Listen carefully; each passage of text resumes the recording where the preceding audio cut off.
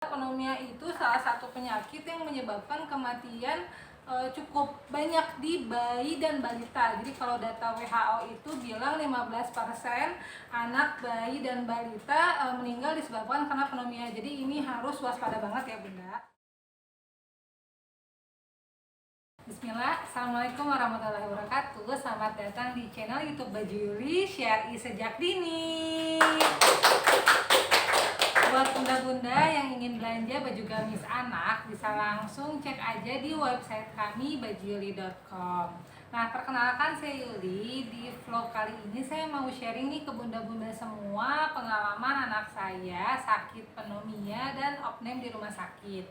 Nah, sebenarnya ini masih ada hubungannya dengan vlog sebelumnya, yaitu isolasi anak di rumah sakit juga. Buat bunda-bunda yang belum nonton bisa langsung cek aja linknya di description box di bawah ya. Oke, kita mulai aja. Jadi pneumonia itu apa? Pneumonia itu suatu penyakit yang disebabkan oleh bakteri, virus, jamur yang memang ada di sekitar kita dan bisa menyebabkan terjadinya infeksi pada paru-paru sehingga fungsi paru-paru itu tidak berjalan sebagaimana mestinya. Oke, sebelumnya saya mau disclaimer dulu nih Bunda. Saya ini bukan tenaga kesehatan ataupun dokter atau seseorang yang memiliki kualifikasi di bidang kesehatan. Jadi ini murni sharing pengalaman anak saya aja ya. Oke, lanjut lagi. Ciri-cirinya apa untuk pneumonia itu? Jadi kalau di anak saya berusia 4 tahun. Dia pertama itu demam, terus udah kayak gitu demam tinggi, kurang lebih selama 5 hari walaupun udah dikasih obat juga dia nggak turun-turun Bun demamnya. Lalu selanjutnya dia batuk, pilek, lemas banget, dan dia nggak mau makan. Akhirnya dia pengennya tidur terus. Nah, yang paling membedakan adalah batuknya sebenarnya Bun. Batuknya itu yang heboh banget ya kalau menurut saya. Jadi dia setiap sejam sekali itu batuk, terus yang intens dia pengen ngeluarin dahak tapi nggak bisa. Jadi karena udah 4-5 hari di rumah, saya udah coba beli obat-obatan yang bebas di apotek, itu nggak sembuh-sembuh batuknya, demamnya juga turun naik. Akhirnya kami memutuskan untuk membawa anak ke UGD. Nah, pertama treatment yang dilakukan di UGD adalah mengecek saturasi anak. Jadi ngecek kadar oksigen di dalam tubuh anak. Jadi alatnya ini ya Bun ya. Ini alatnya namanya oximeter. Ini saya punya sendiri oximeter. Nanti bisa dicek, dimasukin jempolnya anak, bisa dicek nanti hasilnya. Qadarullah itu anak saya hasil saturasinya 88%, itu jauh banget di bawah standar karena standarnya itu 95% sampai 100%. Nah, menurut dokter ini anaknya sesak Bun. Nah, Bunda juga harus perhatikan ya, hati-hati juga. Saya itu nggak notice kalau anak saya itu sesak, dan dia pun nggak ngomong kalau misalnya dia sesak. Setelah cek oximeter baru ketahuan kalau misalnya ternyata anaknya sesak sehingga butuh bantuan oksigen. Selanjutnya anak saya juga dites darahnya, lalu dites PCR juga, lalu dites ronsen. Dan ini hasil ronsennya. Ini Bunda bisa lihat di sini paru-parunya ada putih ya Bun ya. Jadi paru-paru normalnya ini yang di sebelah kiri, ini bisa Bunda lihat. Kalau anak saya ini yang di sebelah kanan paru-parunya hampir setengahnya putih. Jadi kalau kata dokter bilangnya di sini sudah terjadi percampuran antara oksigen dan karbon dioksida, makanya dia sesak. Nah, ini pneumonia yang termasuk berat. Jadi kalau kata dokter. Nah, sebagai info juga,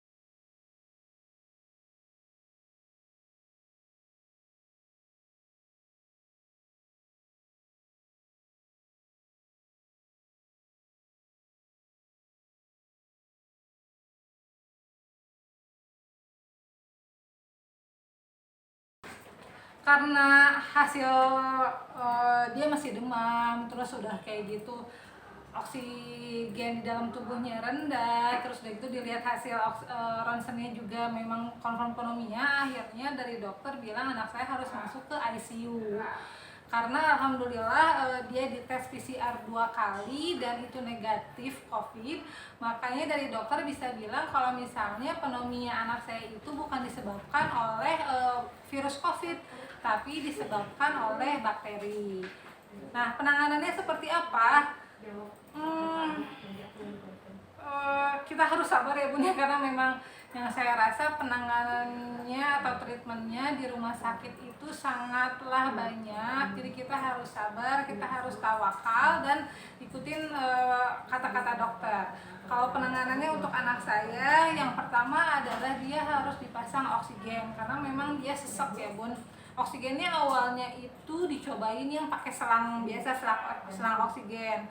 Qadarullah hasil saturasinya nggak naik optimal. Jadi yang awalnya 88% naik sih jadi 92%, 94%. Cuma kan normalnya di atas 95%. Jadi dari dokter memutuskan untuk naik level oksigennya ke masker oksigen.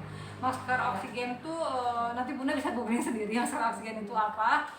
Alhamdulillahnya setelah pakai masker oksigen itu anak saya tingkat saturasinya naik jadi 98%, 100%, berarti itu menandakan efektif nih oksigennya masuk ke dalam tubuh anak. Ada yang hal sedih juga dari dokter bilang kalau misalnya pakai masker oksigen itu nggak naik drastis juga. Dari dokter bilang anak saya harus pakai ini ventilator ya, walaupun ngedengerin dokter bilang anak kalau misalnya harus pakai ventilator itu saya jujur udah speechless, udah nggak tahu lagi, nggak tahu mau ngapain lagi ya. Intinya kami pasrah yang terbaik untuk anak apapun itu, insya Allah semoga anak kami cepat sembuh. Alhamdulillahnya dengan masker oksigen aja udah cukup untuk meningkatkan kadar saturasi oksigen anak di dalam darah. Lanjut yang kedua adalah anak diberi infus ya Bun ya, karena memang anaknya kan lemes banget, jadi diberi asupan infus, terus antibiotiknya juga diberi via infus, terus dia juga dikasih penurun demam itu via infus juga. Untuk kadarnya saya kurang tahu.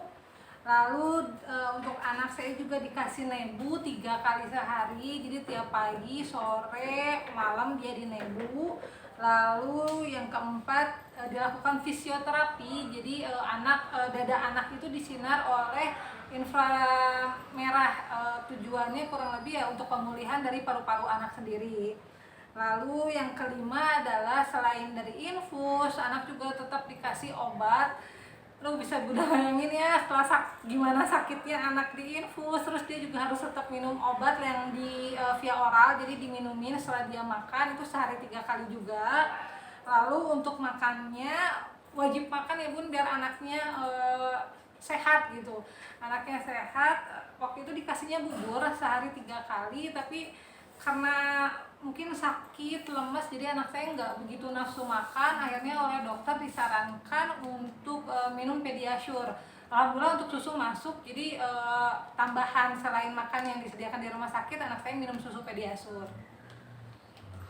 Nah efeknya apa? Alhamdulillahirrahmanirrahim, setelah kurang lebih 4 hari anak saya masuk ICU, terus 5 hari di ruang perawatan biasa.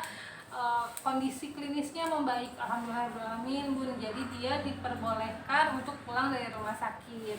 Nah salah satu tandanya kalau misalnya anak boleh pulang dari rumah sakit adalah kalau yang saya rasakan dia hari ke hari makin ceria. Jadi awal-awal masuk UGD itu dia gimana ya, kesakitan mungkin ya Bu. Jadi anak saya nggak bisa senyum, bisa Bunda bayangin anak yang aktif. Jadi waktu masuk rumah sakit itu benar-benar nggak senyum, dikasih tontonan atau dikasih hal yang lucu-lucu dia nggak senyum. Jadi makin lama kelamaan anak saya semakin membaik untuk suasana hatinya. Lalu nafsu makannya membaik, yang awalnya harus didoping oleh Pediasure, lama kelamaan makanan dari rumah sakit juga bisa dimakan sama dia. Lalu udah kayak gitu dia udah nggak demam lagi, terus batuk-batuknya udah nggak batuk-batuk lagi, jauh berkurang. Dari klinisnya seperti itu. Dan yang paling penting adalah anak saya udah bisa bernafas tanpa bantuan oksigen. Itu Bun, jadi salah satu parameter yang memang selalu dokter tanyakan ketika visit. Kita coba ya anaknya lepas pakai oksigen, gimana nih dihitung saturasinya normal apa enggak. Jadi beberapa hari sebelum pulang itu kadar oksigennya itu selalu rendah, 92, 94. Jadi memang harus dibantu oleh oksigen. Jadi memang itu pemulihannya lama banget, bertahap banget. Jadi Bunda harus sabar. Alhamdulillah di hari ke-9 itu anak saya bisa lepas oksigen, terus dicek saturasinya berkala oleh dokter kurang lebih sekitar 3 kali dalam rentang waktu berapa jam itu dia normal di atas 95%. Jadi akhirnya dari dokter memutuskan alhamdulillah anak sudah lumayan stabil dan bisa dilanjutkan pengobatan di rumah. Nah, lanjut lagi saat di rumah itu seperti apa. Jadi untuk pneumonia ini memang bukan pengobatan yang bisa dalam waktu sebentar sembuh gitu ya Bun. Jadi bisa Bunda bayangin organ paru-paru itu kan vital banget, jadi memang pemulihannya agak lama. Jadi setelah anak pulang itu saya masih dibekalin obat untuk 1 bulan ke depan. Lalu untuk makanannya juga wajib dijaga, aktivitasnya wajib dijaga, karena jangan sampai ketika masa recovery anak malah tumbang lagi, itu gak boleh banget.